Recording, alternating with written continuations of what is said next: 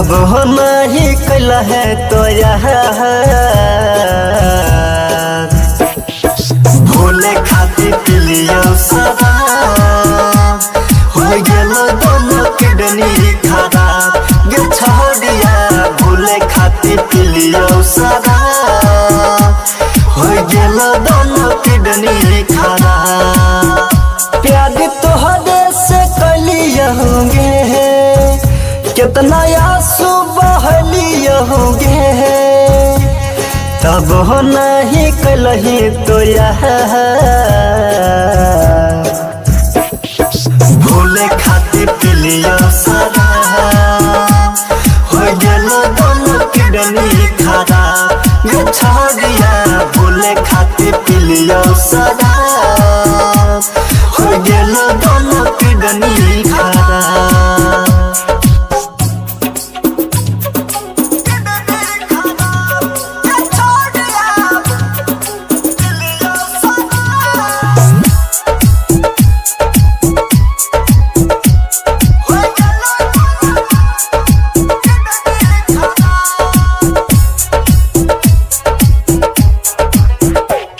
वादा कहे कहल है जब तोड़ दिलेंगे जान कतही नहीं मिले छे दिल के गे दुकान।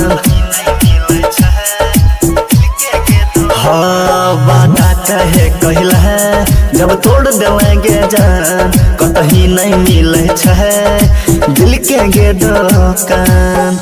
हम तो बदनाम भली यही गे कही के ना रहली यही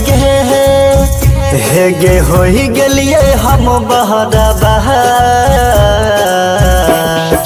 भूले खातिर पिलियो शराब हो गेलो दोनों किडनी खराब गे छोड़िया भूले खातिर पिलियो शराब हो गेलो दोनों किडनी खराब।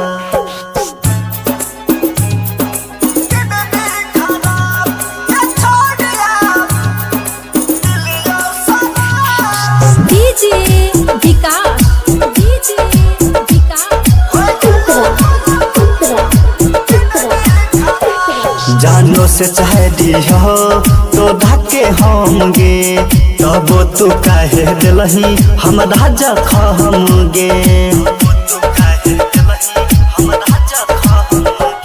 जानो से चाहे दियो तो धक्के होंगे तब तू कहे दिलही हम राजा खाओगे।